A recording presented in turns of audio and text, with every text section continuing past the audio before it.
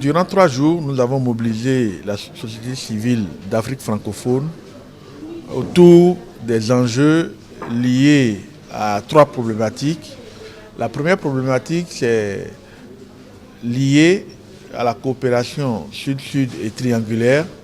qui est une nouvelle modalité de coopération, pas aussi nouvelle que ça, mais qui a fait ses preuves et mérite d'être connue et valorisée aussi bien par les acteurs étatiques que par les acteurs non étatiques. Nous avons également travaillé sur toute la problématique de la zone de libre-échange continentale africaine, qui est aujourd'hui une actualité très importante, un défi à relever par nos différents pays. Et dans ce type de défi, le rôle et la place des organisations de la société civile est très importante, en particulier celle des pays francophones qui sont un peu limités du fait de la langue, parce que dans les instances internationales, c'est d'abord et avant tout l'anglais qui est utilisé et la plupart des organisations francophones sont défavorisées. Donc nous avons pris la mesure de ce défi et invité les organisations de la société civile d'Afrique francophone pour qu'on se penche ensemble sur ce deuxième défi. Et enfin, le troisième défi, et pas le moindre, c'est toute la problématique des négociations post-Cotonou. Vous savez que l'accord de Cotonou arrive à échéance à la fin de l'année 2020. Donc d'ici un an environ, on ne parlera plus d'accord de Cotonou. Mais quelle est la suite? Les négociations sur le post-Cotonou ont commencé il y a quelques années, mais on a l'impression que, contrairement à ce à quoi on a assisté pour l'accord de Cotonou, la société civile n'est pas vraiment impliquée et ne participe pas, même si les modalités de ce partenariat ont largement évolué compte tenu du contexte actuel. Donc, il est important,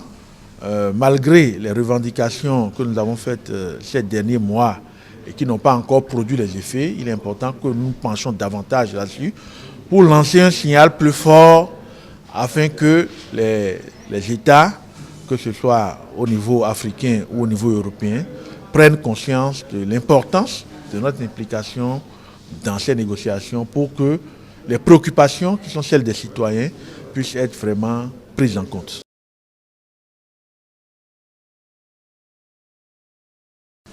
Déjà,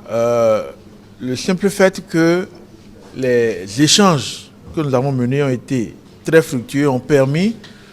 à toutes les délégations de prendre conscience de l'importance de ces enjeux et de s'engager à socialiser toutes les préoccupations qui ont fait l'objet du débat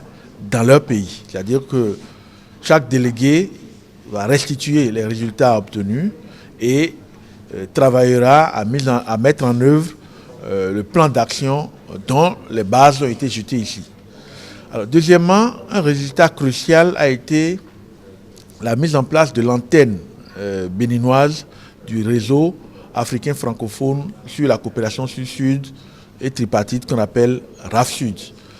Il y a un peu plus d'un mois, ce réseau a été mis sur les fonds baptismaux à Libreville au niveau africain. Donc le RAF-Sud a été mis en place et il est retenu que chaque pays puisse mettre en place l'antenne nationale. Le Bénin a le mérite d'être le premier pays à mettre en place cette antenne nationale et je voudrais saisir cette occasion pour féliciter tous les participants et toutes les parties prenantes qui se sont engagés dans ce dispositif qui doit nous permettre vraiment de mettre l'emphase sur la coopération sud-sud et tripartite. Et enfin, nous avons échangé et pris des dispositions très claires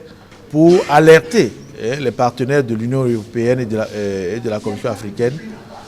pour que la société civile puisse participer effectivement à la mise en œuvre de cet accord dont la conclusion est pour bientôt. Donc, nous devons participer à la suite des négociations parce que la phase que nous avons atteinte dans cette négociation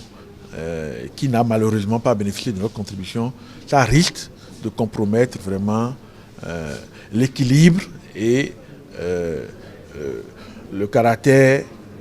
utile et pertinent des dispositions de cet accord-là.